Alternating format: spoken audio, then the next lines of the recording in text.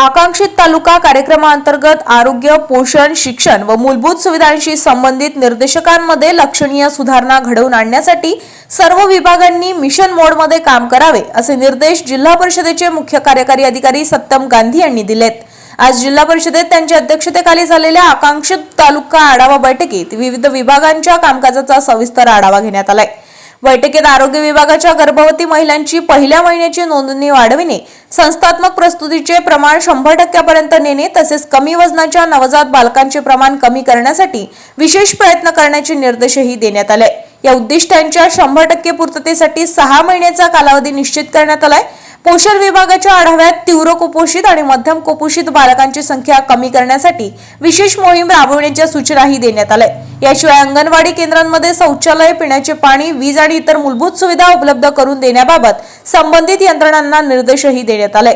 शिक्षण विभागाला विशेष गरजा असलेल्या विद्यार्थ्यांसाठी प्रशिक्षित शिक्षकांची उपलब्धता सुनिश्चित करण्यासाठी तसेच विशेष प्रशिक्षण कार्यक्रम राबविण्याचे आदेशही देण्यात आले। तसेच 10वी व 12वीच्या विद्यार्थ्यांचे शैक्षणिक गुणवत्ता निर्देशांक उंचावण्यासाठी आणि 60%पेक्षा अधिक गुण मिळवणाऱ्या विद्यार्थ्यांचे प्रमाण वाढविण्यासाठी नियोजनबद्ध प्रयत्न करण्याच्या सूचनाही देण्यात आल्या।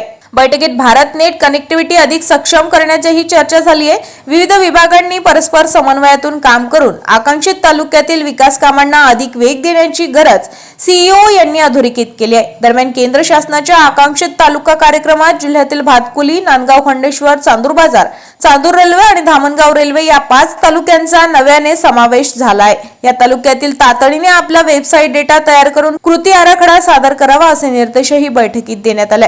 बैठकीत सर्व विभाग प्रमुख, आकांक्षित तालुका फेलो अतुल खडसे, संजय इंगळे हे प्रत्यक्ष तर सर्व गट विकास अधिकारी दूरदृश्य प्रणालीद्वारे उपस्थित होते। ताज्या घडामोडी आणि आपल्या शहरातील बातम्या बघण्यासाठी नंबर 1 न्यूज चॅनलला सबस्क्राइब करा, शेअर करा, आपल्या प्रतिक्रिया कमेंट बॉक्स मध्ये द्या। आपल्या बातम्या नंबर 1 न्यूज चॅनलवर बघण्यासाठी 99 21 58 96 63 या व्हॉट्सअपवर मेसेज करा।